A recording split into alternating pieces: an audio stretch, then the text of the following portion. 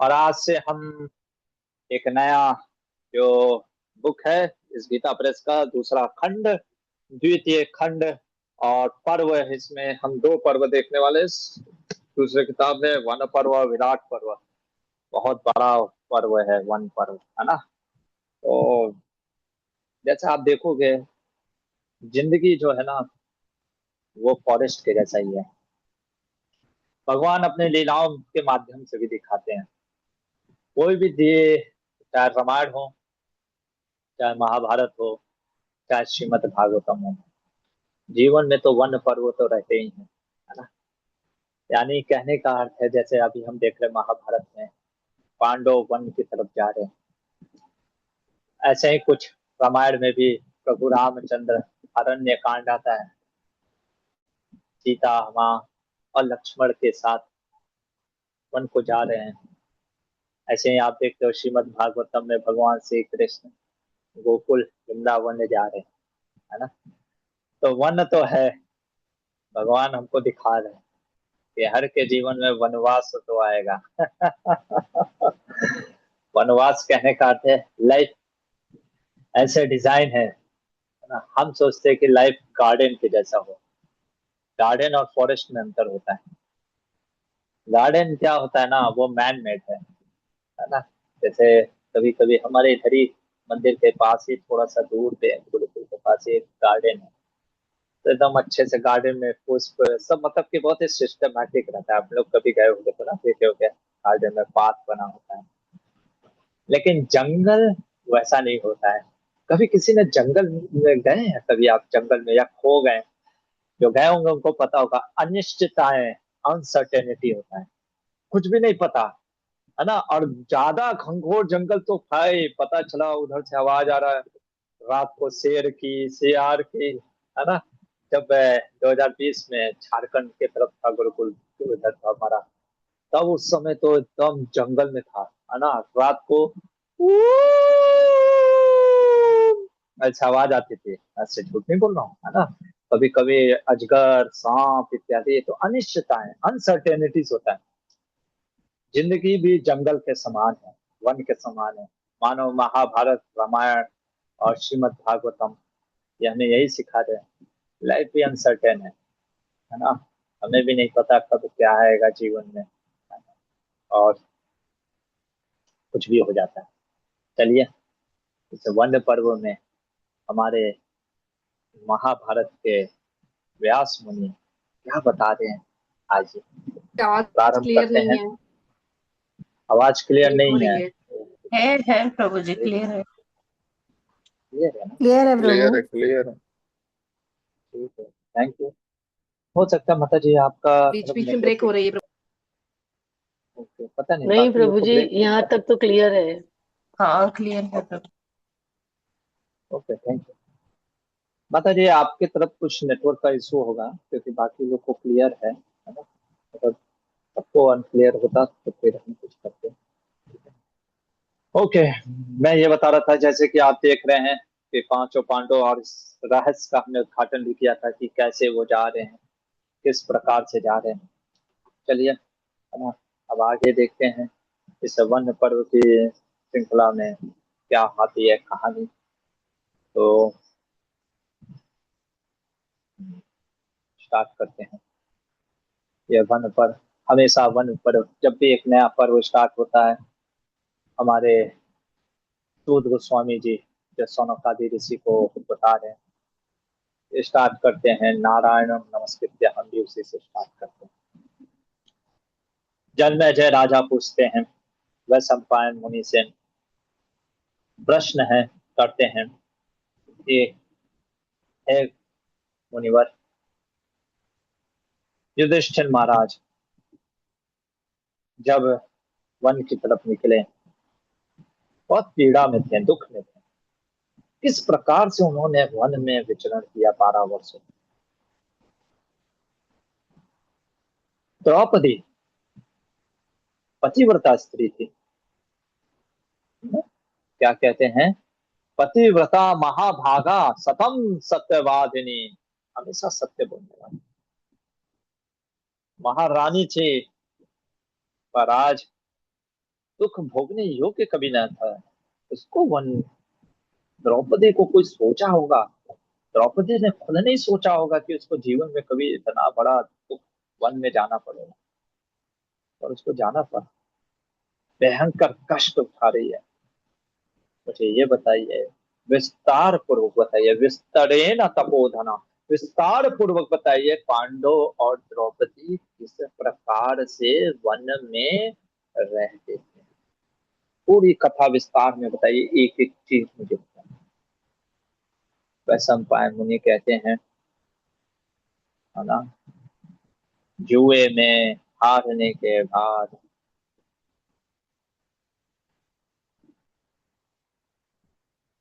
युधिष्ठिर महाराज, यहाँ पे एक शब्द दिया गया है, वर्धमानपुर।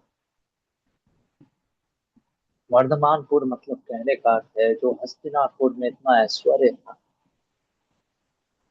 उस नगर के द्वार से निकल करके जब जाने लग गए कौन, हमारे पांडव और द्रौपदी, लोगों के बीच में चर्चाएं होने लग गई भाई। लोग आपस में बात करने लग गए। क्या बात करने लग गए? हर कोई आपस में चर्चा करने लगा, कहा कि देखो कितना बड़ा अन्याय हुआ है इनके साथ, और अब तो दुर्योधन राजा रहेगा, और उसके एडवाइजर काउंसलर कौन है? शकुनी मामा। कौन? दुशासन। दुर्योधन के राजा बनने से यहाँ का ऐश्वर्य तो छोड़ो, धर्म लुप्त होने वाला है। जहाँ का राजा ही गुंडा हो, वहां पे रह करके क्या फायदा? नीच है, अभिमानी है ना। इससे अच्छा है हम भी लोग पांडवों के साथ चले जाएं। नहीं रहना चाहिए। गच्छन्ति पांडवा। वैशंपायन मुनि कहते हैं, इस प्रकार सभी लोग जाते हैं, जा करके पांडवों को घेर लेते हैं। घेर लेने का अर्थ है पांडवों को पकड़ लेते हैं, और पांडवों से कहते हैं कि हम भी अब आपके साथ जाएंगे, हम दुर्योधन के राज्य में नहीं रह सकते। और बड़ा सुंदर बात करते हैं, कहते हैं कि सुनिए युधिष्ठिर महाराज, हम आपको कुछ उदाहरण से समझाना चाहते हैं। कहते हैं जैसे फूल, फ्लावर होता है ना, उस फ्लावर के गार्डन में आप जाइए, रोज के गार्डन में जाइए, वहां की मिट्टी भी सुगंधित हो जाती है ना, स्मेल से, रोज के स्मेल से, या वहां का वातावरण पूरा स्मेल से। और वही अगर नाली या इत्यादि अगर कुछ गटर सीवेज पास हो रहा है तो कितनी बदबू आती है। उसी प्रकार से जैसा संग करेंगे वैसा रंग होगा। कहते हैं ना, खरबूजे के साथ रह करके खरबूजा रंग बदलता है। इसलिए शास्त्र कहते हैं, साधु संग सर्व शास्त्र कहे, लव मत साधु संग सर्व सिद्धि हो। इसीलिए साधु संगों की बात कही जाती है। और कहते हैं देखिए, हम कोई बहुत बड़े पुण्यात्मा नहीं है, लेकिन साधुओं का संग, आप जैसे साधुओं का संग, युधिष्ठिर को कह रहे हैं, आपका संग करके हमारे अंदर पुण्य बढ़ जाता है ना। इसलिए हम तो आपके साथ ही रहेंगे। रहने दीजिए इस नीच पुरुष को यहाँ पे हस्तिनापुर में, पर हम अब आपके साथ चल रहे हैं। युधिष्ठिर महाराज जब सुनते हैं तो युधिष्ठिर महाराज मानो, है ना, उनसे कहने लगते हैं, आपके वाक्य सत्य वचन हैं, करुणा से बंधे हुए हैं, पर मैं आपको बतलाना चाहता हूँ, ये जो आपने बात बोली है हमारे बारे में, है ना, हमारे गुणों की बतला करके आपने बताया, वो हमारे अंदर नहीं है। कई बार हम भक्त बोलते ना, किसी के गुणगान करते हैं तो फिर भक्त कहते हैं ये गुण हमारे अंदर है ही नहीं। इसलिए मैं आपसे निवेदन करता हूँ कि आप कृपया करके चले जाएं वापस। देखिए, हमारे पिता, हमारे चाचा, हमारी माँ कुंती भी वहीं पे रह रही है। पिता, माँ, भीष्म भी रह रहे हैं, राजा धृतराष्ट्र नहीं थे। तो आप, क्योंकि उनको भी बहुत कष्ट हो रहा है, उनको ढांढस बांधने के लिए, उनको सपोर्ट करने के लिए, अगर आप लोग चले जाएंगे ना तो फिर उनको कौन सपोर्ट करेगा। प्लीज, मैं हाथ जोड़ करके आप सभी से प्रार्थना करता हूँ, आप लोग वापस जाएं। जब ये चले गए, ये लोग मान गए युधिष्ठिर की बात को, तो ठीक है, युधिष्ठिर अगर हाथ जोड़ करके कह रहे हैं, है ना, तो हम जाते हैं महाराज। अब शाम का समय हो गया, पांडव कुछ खाने को मिला नहीं, रात्रि का समय हो गया, गंगा जल पी करके वहीं पे लेट गए एक पेड़ के नीचे। जब पेड़ के नीचे लेट गए तो श्रीपाद मध्वाचार्य कहते हैं, महाभारत तात्पर्य निर्णय में क्या कहते हैं, कि जब ये लोग पांडव इस प्रकार से लेटे हुए थे, उसी समय, है ना, ऋषि मुनि जो थे, है ना, वो वहां पे आ गए। कितने ऋषि मुनि आ गए, है ना, बहुत ज्यादा, लगभग 88,000 मुनि, 10,000 यति यानी सन्यासी, इतने लोग आ गए, है ना। ये कहाँ, ये सब कहाँ रहते थे, ये सब उसी धर्मराज युधिष्ठिर के साथ रहा करते थे एक्चुअली, है ना। काल मध्वाचार्य आगे बोलते हैं कि ये सभी के सभी, वो द्रौपदी, है ना, जब वहां की रानी थी इंद्रप्रस्थ की, तो ये सारे के सारे ऋषि मुनि इत्यादि, ये वहीं उन्हीं के साथ, धर्मराज के साथ रहा करते थे उनके पैलेस में, हाँ, उनके पैलेस में वहां पे रह करके वहां पे भोजन प्राप्त करते थे। याद है, 88,000, मैंने बताया था 1 घंटा बसता था तो इतने लोग को खिलाते थे, टेक केयर करते थे, है ना। और सबसे बड़ी बात है, स्वर्ण पात्रेषु, है ना, सोने के पात्र में भोजन दिया जाता था। देखिए, जब आप किसी की सेवा करते हैं ना, तो सेवा बड़े दिल से करना चाहिए, विशेषकर गुरुजन और भगवान आने के और भक्तों का। ये नहीं कि अरे, मतलब एक पास टाइम पास करने के लिए करना पड़ रहा है इसलिए कर रहे हैं, ऐसे नहीं करना चाहिए, है ना। सेवा हमको बड़े प्रेम से, प्यार से, गुरुजनों का ध्यान पूर्वक करना चाहिए, है ना। तो ये यति ऋषि कहे कि आगे पांडवों के युधिष्ठिर के पास रात को ही आ गए, वेट भी नहीं किए कि चलो भाई कल चलेंगे, नहीं, रात को ही पहुंच। अब रात्रि का समय जो होता है वो तामसिक होता है ना। उस समय निशाचर इत्यादि ये सब चीजें, भूत प्रेत आप कर लो, वो चीजें, वो अच्छा मुहूर्त नहीं होता। तो आ गए तो ठीक है, अभी युधिष्ठिर महाराज के तो बातचीत होने लग गई। बातचीत होते होते सुबह हो गया, है ना। अब सुबह हुआ तो युधिष्ठिर महाराज जो थे, है ना, वो,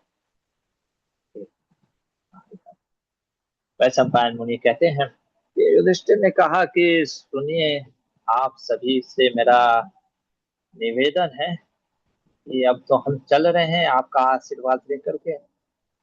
तो देखे कि ये सब ब्राह्मण भी खड़े हो गए।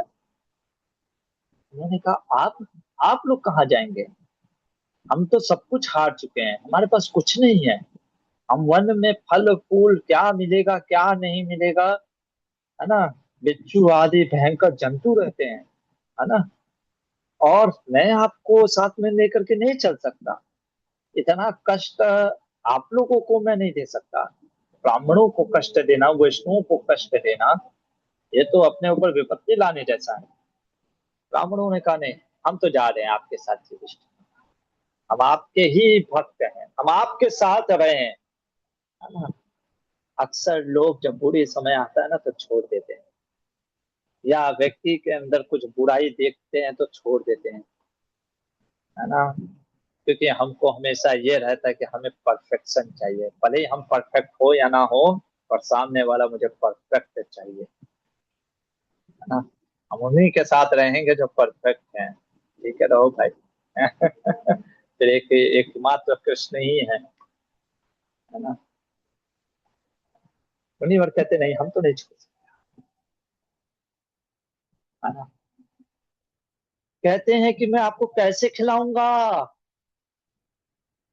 हाँ, मैं आपको कैसे खिलाऊंगा, और मैं अपने इन भाइयों को कष्ट नहीं दे सकता, ये पहले ही से दुखी हैं, ये आपका इतना देखभाल नहीं कर पाएंगे, केयर नहीं कर पाएंगे। कहते कोई बात नहीं, हम आपको बोल ही नहीं रहे कि खिलाने के लिए, हम बस आपके साथ रहना चाहते हैं, वो हम खुद कर लेंगे, हमको जो मिलेगा हम खा लेंगे, हम लोग ब्राह्मण लोग हैं, संतोषम परम सुखम। पर युधिष्ठिर कहते हैं आपका कथन सही है, आप ब्राह्मण हैं, आपका ये जो वचन है बिल्कुल सत्य है, आप बहुत अच्छा बोल रहे हैं, लेकिन मैं आपको कुछ कहना चाहता हूँ। क्या कहना चाहते हैं? कहते हैं कि सुनिए, मैं गृहस्थ हूँ, है ना, मेरे सामने ये मैं कैसे देख सकूंगा, ये गृहस्थों को सोचना चाहिए, कथम द्रक्ष्यामि, है ना, कि कोई ब्राह्मण कोई सन्यासी मेरे सामने बैठ करके वो खुद से अपना प्रसाद जुगाड़ कर रहा है ना। मेरे को याद है ना, 10 साल पहले की बात है, हम जब जा रहे थे ट्रेन में, एक परिवार थे, गृहस्थ परिवार थे, है ना। तो मतलब कि बहुत ही अच्छे, आज भी भारतवर्ष में कोई, मुझे पता नहीं भागते थे कि नहीं, आई डोंट नो, जा रहे थे। तो मैं ऐसे ही बैठा हुआ था, तो समाउदर कभी कभी ऑस्टेरिटी हो जाता है, प्रसाद नहीं था, तो वो भक्त बोलने लग गए हैं, या भक्त क्या, मतलब वो व्यक्ति बोलने लगे हैं कि गुरु जी ये ऐसे फिर बोल रहे थे स्वामी जी कि आपने कुछ सुबह से खाया नहीं। मैंने कहा हाँ, हम लोग ड्रिंक का खाते नहीं है, मतलब इधर उधर का खाते नहीं, और प्रसाद का व्यवस्था नहीं हो पाया, फल फूल आएगा तो खा लूंगा। क्या नहीं, ठीक है, आप हमारा खा लीजिए, ये बिना लहसुन प्याज का है। हमने कहा नहीं नहीं, बहुत धन्यवाद। तो उन्होंने बोला नहीं नहीं नहीं, है ना, मेरे को याद आ गया ये बात, अरे उन्होंने बोला नहीं, हम लोग गृहस्थ हैं, आपको बिना, आप अगर भूखे रहेंगे, है ना, और हम खाएं तो ये अधर्म हो जाएंगे, है ना, हमसे इतना बड़ा पाप मत कराइए, तो हम भी नहीं खाएंगे। मैंने कहा ठीक है लाइए, ठीक है, खाना पड़ गया। एक्चुअली में वही चीज युधिष्ठिर महाराज कह रहे हैं, ये आप भले ही ठीक है नहीं खा सकते हैं, आप अपना जुगाड़ करेंगे, लेकिन मैं गृहस्थ हूँ, मेरे साथ आप चल रहे हैं और मैं आपका व्यवस्था ना करूँ, ये मेरी जिम्मेदारी है ना, आपके भोजन की व्यवस्था करना। और जब इस प्रकार से चर्चा हो रही थी, तो वहीं पे सौनक ऋषि आ गए, है ना।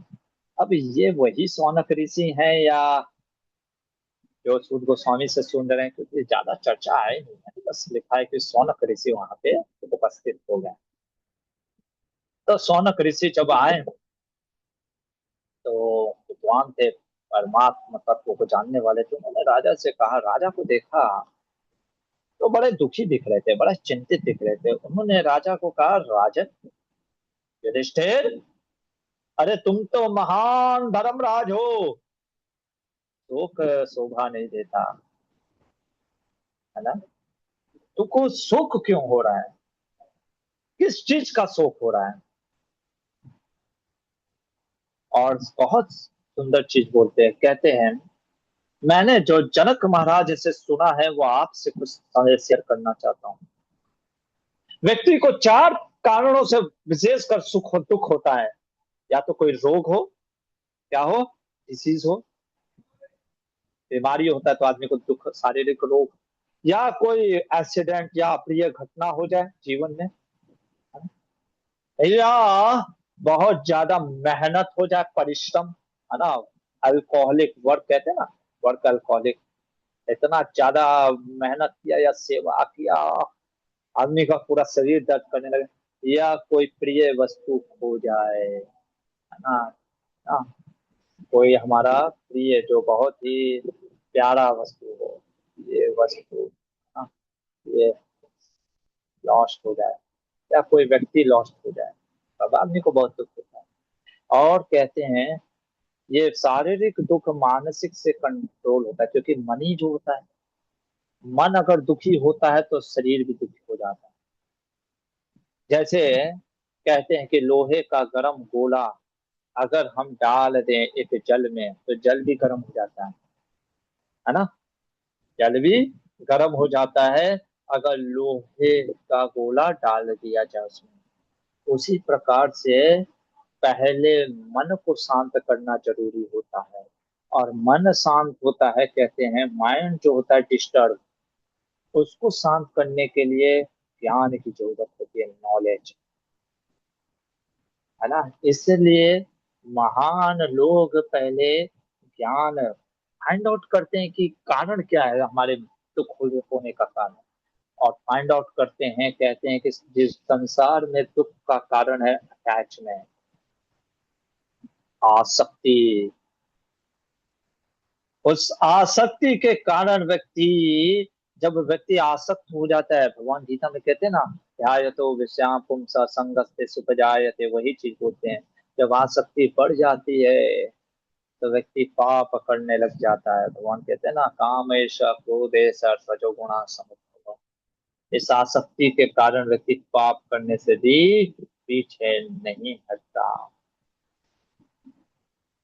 और यही आसक्ति, यही पाप उस व्यक्ति को नष्ट कर देता है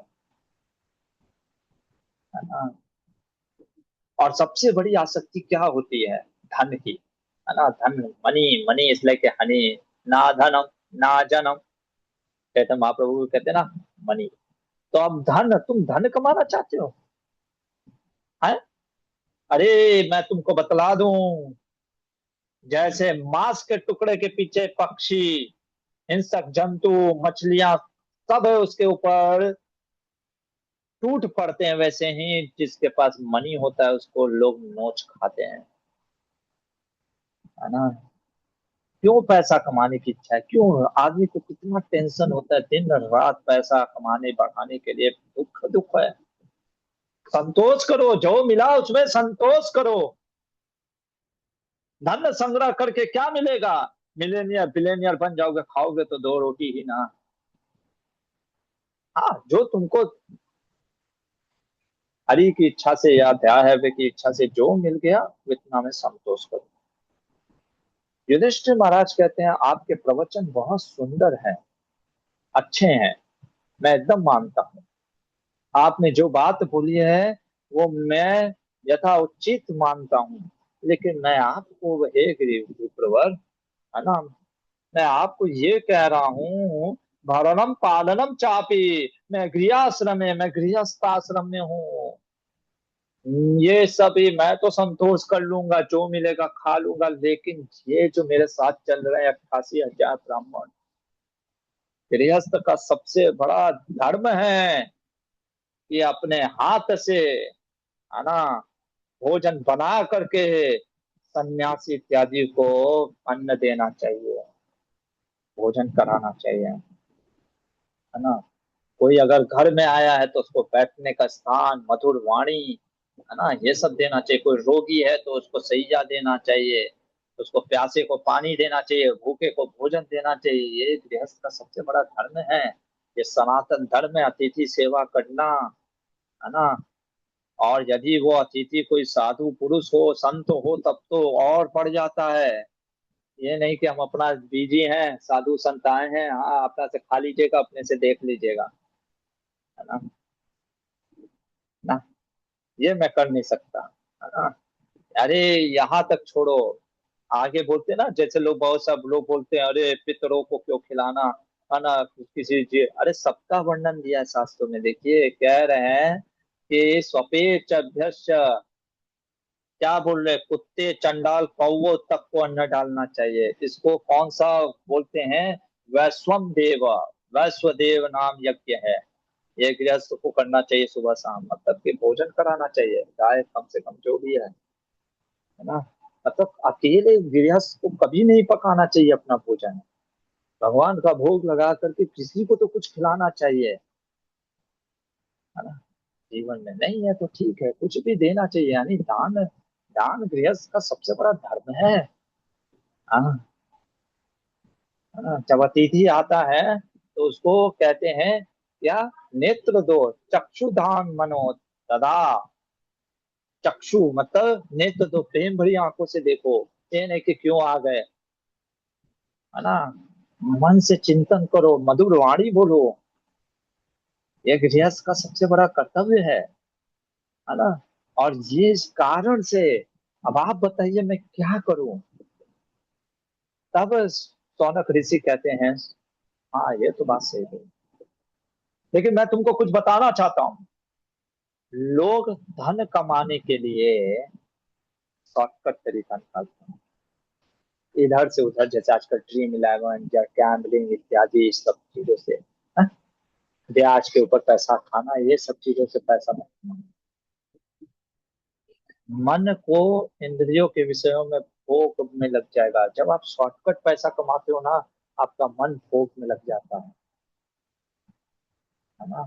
फिर आपके अंदर काम, क्रोध, लोभ इत्यादि ये सब बढ़ने लगता है। इसलिए मैं तुमको यही करो कहूंगा कि तपस्या से धन कमाओ, ऐश्वर्य कमाओ, है ना। मन इंद्रियों को संयमित करो तपस्या से, उससे धन कमाओ, तब ठीक रहेगा। ये कहते हैं ना, तपसा सिद्धि, इस तरीके से तपस्या से प्राप्त किया गया, जिससे उससे भरण पोषण करो, है ना। तपस्या का आश्रय लेकर के अपनी मनोरथ को पूर्ण करो, कहते हैं। वैशंपायन मुनि कहते हैं, शौनक ऋषि के जाने के बाद युधिष्ठिर, जैसे हम भी कुछ लेक्चर सुन लेते हैं, फिर हमको समझ में नहीं आता करना क्या है। तपस्या तो बोल दिया, इसीलिए एक टीचर होना चाहिए ना। गाँव में ऋषि थे, गाँव में ऋषि जो थे, उन्होंने से पूछा युधिष्ठिर महाराज ने, मुझे क्या करना चाहिए, कैसी तपस्या क्या करूं, क्योंकि बहुत चीजें हैं। शास्त्रों में तो अनेक चीज वर्णन दिया गया है, क्या क्या करिएगा। इसलिए टीचर चाहिए ना, जो हमको भजन सिखाता है, किस मार्ग में है, क्या चीज होता है, वो हमको बतलाते हैं कि क्या करना चाहिए। अपने मन से उठ करके नहीं कि आज मन कर रहा है ये कर लेते हैं, आज मन कर रहा है वो कर लेते हैं, ऐसे नहीं होता है ना। ये समझना बहुत जरूरी है। तो जब धौम्य ऋषि से पूछते हैं, धौम्य ऋषि जो हैं वो कहते हैं, सुनो युधिष्ठिर, अन्न को ब्रह्म कहा गया है। अन्न जो होता है ना, अन्न को ब्रह्म, अन्न ब्रह्म, है ना। ब्रह्म मतलब भगवान की तरह देखा जाता है, अन्न का अपमान नहीं करना चाहिए। ये अन्न जो होता है, ये कहाँ से आता है, ये सूर्य देव से। कैसे प्रभु जी, सूर्य देव से कैसे आता है। कहते हैं देखो, सूर्य देव जो होते हैं वो क्या करते हैं, गर्मी के समय अपनी तेज से, जो पानी होते हैं ना समुद्र के इत्यादि, उनको ले लेते हैं, इवेपोरेट होता है ना, फिर क्लाउड बनता है, और फिर वही बादल के रूप में सींचते हैं, पानी वर्षा करके सींचते हैं जब वर्षा काल ऋतु में। और वो जो आप बीज डालते हो, मान लो जो भी चावल गेहूं का जो भी बीज, या फूल या फल का जो भी बीज आप डालते हो, उसमें पानी, सिर्फ पानी ही नहीं, वो रस जो आता है चंद्रमा से, वो भी चंद्रमा को तेज कौन प्रदान करते हैं, सूर्य देव। इसलिए उन सूर्य देव को प्रार्थना करो। वो सूर्य देव से प्रार्थना करने के बाद उनको निवेदन करो, तो वो आपको कुछ उपाय बताएं। और आपके पूर्वज लोग ने भी, चाहे नहुस हो, चाहे ययाति महाराज हो, चाहे कार्तवीर्य अर्जुन हो, चाहे पृथु महाराज हो, सबने यही तपस्या करके सूर्य देव से जो है प्राप्त किया, है ना। जन्मेजय ने पूछा कि क्या, कि आखिर युधिष्ठिर महाराज ने किस प्रकार से, है ना, उन्होंने सूर्य की वंदना की, वो मुझे बताइए। वैशंपायन मुनि कहते अब ध्यान से सुन, है ना, बार बार बीच में बोलना पड़ता है गुरु को कि ध्यान से सुने।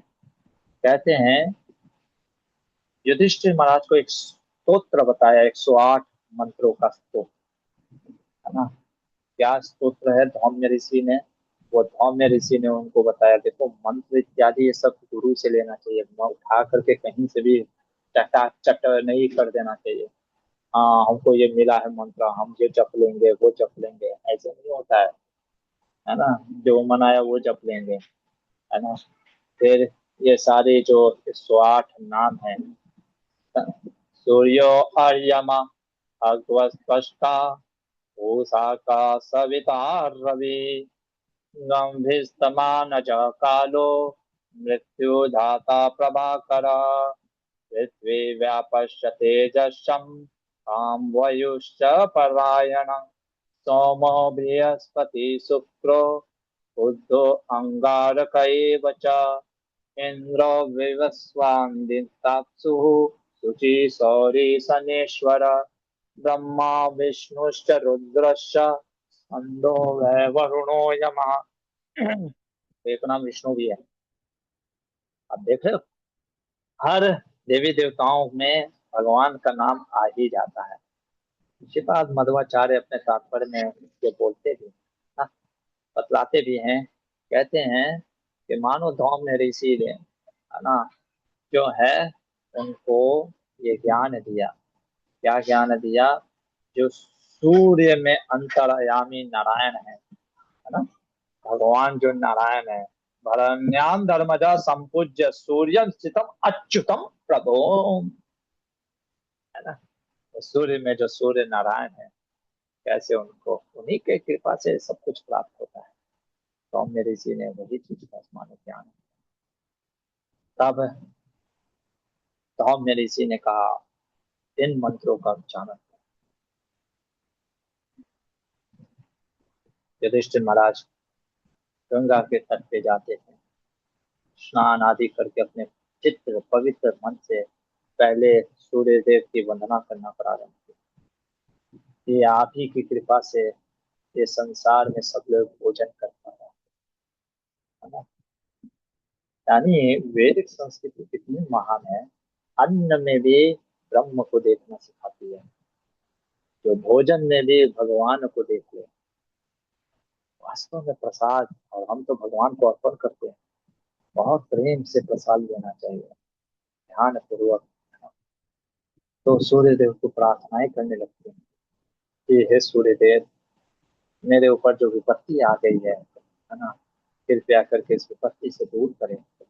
आप ही इस पूरे संसार को अपने किरणों से, आपके किरण अगर ना आए, मान लो जिस दिन सूर्य देव अपने किरण ना दिखाए, तो क्या ये संसार कुछ कर पाएगा? क्या ये साइंटिस्ट जो इतना चिल्लाते रहते हैं हमने ये कर दिया वो कर दिया, एक दिन सूर्य देव ना प्रकट हो, संसार रुक जाएगा, है ना। आपका सारा टेस्ला से लेकर के पूरा यहीं पे रुक जाएगा, खत्म हो जाएगा। और सोचो, सूर्य देव से हमें सूर्य की किरणें मिल रही हैं फ्री में।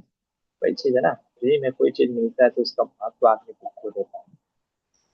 तो प्रार्थना करते हैं, है ना, कि और प्रलय काल में जब प्रलय भी आता है तो 100 वर्षों तक जो है ना पूरी अग्नि से ये पूरी पृथ्वी जो चलती है ना, तो सूर्य देव पूरा एकदम जला देते हैं ना, सूर्य के तेज से। भगवान के आंख हैं, भगवान कहते हैं ना कि ये सूर्य चंद्र मेरी आंखें हैं। तो ऐसे सूर्य देव को, है ना, अहंकार से मुक्त होकर के प्रार्थना करते हैं, है ना, कि मुझे अन्न देने की कृपा करें, मैं आपसे प्रार्थना करता हूँ सूर्य देव जी। जब इस प्रकार प्रार्थना कर रहे होते हैं सूर्य देव से, तब युधिष्ठिर महाराज के सामने, है ना, सूर्य देव भगवान भास्कर प्रसन्न होकर के उनके पास आ जाते हैं और क्या बोलते हैं कि धर्मराज, तुम जो भी चाहते हो सब तुम्हें प्राप्त होगा। 12 वर्षों तक ये लो, मैं तुम्हें एक तांबे का, है ना, तो क्या बर्तन देते हैं, कहते हैं ये पात्र लो। इस पात्र में भोजन जब बनाएगी द्रौपदी, यानी बनाना पड़ेगा, ऐसा नहीं कि पात्र में भोजन अपने आप प्रकट हो जाएगा। कई बार भक्त ऐसा सोचते हैं, ओके, मतलब कि वो पात्र मिल गया, गुलाब जामुन बन जाओ। ऐसा नहीं है कि अपने आप गुलाब जामुन बन जाएगा, बनाना पड़ेगा भाई। है ना, उसमें मस्त बना, कार्य आपको करना पड़ेगा। भगवान कहते हैं ना, कभी भी अपना धर्म नहीं छोड़ना चाहिए, मेहनत तो करना पड़ेगा। ये नहीं कि हो तो अपने ये कहते थे चलो अभी गुलाब जामुन बन जाओ, क्या बन जाओ, ऐसा नहीं, है ना। अच्छा, तो उसमें बनाना पड़ेगा। जो भी आप बनाओगे, बनाने के बाद जो भी उस पात्र में बनेगा वो तब तक अक्षय रहेगा जब तक द्रौपदी ने भोजन ना कर लिया, है ना। द्रौपदी ने जब तक भोजन ना कर लिया हो, वो पात्र कितने भी आ जाएं, चाहे 2 आए, चाहे 200 आए, चाहे 20,000 आए, या 2 लाख लोग आए, जितने लोग भी आएंगे सब के सब इस भोजन को प्राप्त कर लेंगे। खिलाओगे तुम्हें तुम आराम से, है ना। कभी आपके कर्ण ने 88,000 ब्राह्मण को खिलाया है? सुना है आपने कभी? पता, हमने तो नहीं सुनी है। और फिर भी हमारे जिक्र में रहता है कर्ण है दानवीर, प्रोपेगेंडा फैलाया गया है ना।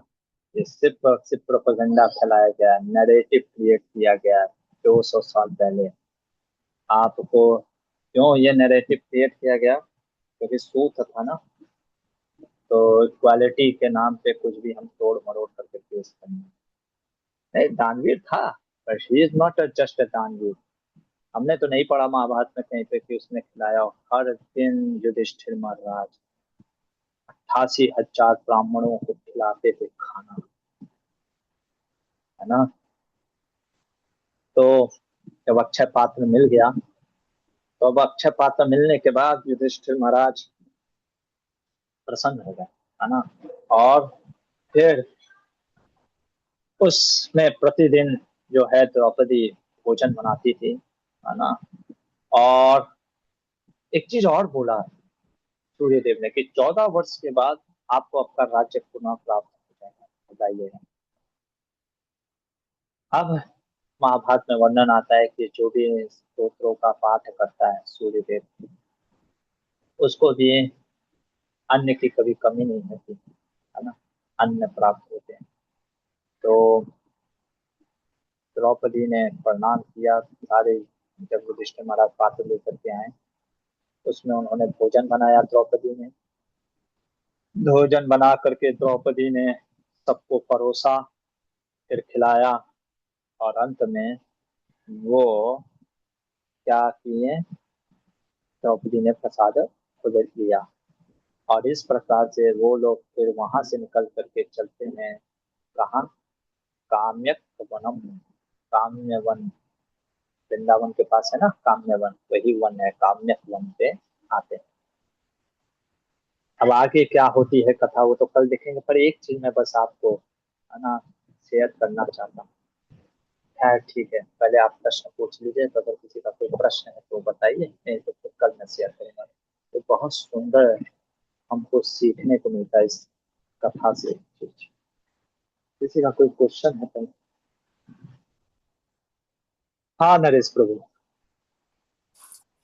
प्रभु जी, आपने बताया कि मेहनत करके हमें पैसे कमाना है, बट किसी किसी लाइफ में लाइक उनका फैमिली बिजनेस रहता है लेंडिंग का, या बैच में किराया आती है, लाइक इट्स लाइक मतलब वो लेगेसी फादर से मिला या करते रहते, तो वो क्या, उससे भी कर्म लगता है, क्या होता है लाइक, वो नहीं करना चाहिए।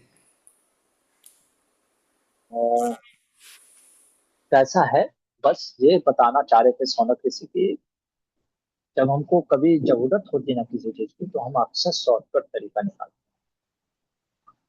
तपस्या करना चाहिए। अब जो ब्याज में भी मैं, जैसे हम पैसा ले करके जो आप बता रहे हैं, किसी को हम देते हैं, है ना, तो हमें उसका शोषण नहीं करना। कहने का मतलब ये है, हमें किसी को इतना प्रताड़ित भी नहीं करना चाहिए कि उसका, है ना, जीवन में कष्ट आ जाए। बाकी अब ऐसे तो बहुत सारे कर्म हैं, जैसे बूचर, है ना, जैसे कोई होता है कसाई, या बहुत सारे ऐसे कर्म हैं जो देख देख जाते हैं, पर उसको भी प्रयास करना चाहिए, तपस्या समझ करके करना चाहिए। मतलब कहने का अर्थ है, जो मैं समझ रहा हूँ, जस्ट फॉर द लोभ के कारण आप कोई कार्य मत करें। जैसे मैं आपको बताता हूँ, धर्म के अनुसार चीजें करना चाहिए। जैसे सपोज करिए, मैं ब्राह्मण हूँ, मैं ब्रह्मचारी, मेरा धर्म है आपको पठन पाठन, मतलब आपको ज्ञान देना इत्यादि पढ़ना, और जो मिला इसमें संतुष्ट है। अब मैं अगर ये सोचूं कि नहीं, है ना, मुझे पैसे की जरूरत है, वास्तव में मैं पैसा कहाँ से लाऊंगा, दान से ले आएंगे। पर मैं सोचूं नहीं, चलो थोड़ा सा स्टॉक मार्केट इत्यादि ये सब चीजें करूँ, वहां से पैसा ना, तो ये मेरा धर्म नहीं है ना। नहीं, लेकिन प्रभु जी आप तो भगवान के लिए कर रहे हो ना, आप गुरुकुल चला रहे नहीं, तो फिर इतना गुरुकुल चलाओ ही ना, है ना। जिस दिन पैसा नहीं रहेगा उस दिन गुरुकुल बंद कर देंगे, सिंपल सा चीज। क्यों? क्योंकि धर्म मेरा ये कहता है, जितना आपको दान से मिले उतना चलाओ, नहीं मिलता है तो कम कर दो, और एकदम नहीं मिलता है तो शांत होकर के बैठ करके खाओ, है ना। वो चीज सोना ऋषि कह रहे हैं, है ना, तपस्या के अनुसार वो चीज कह रहे हैं। ठीक है, तो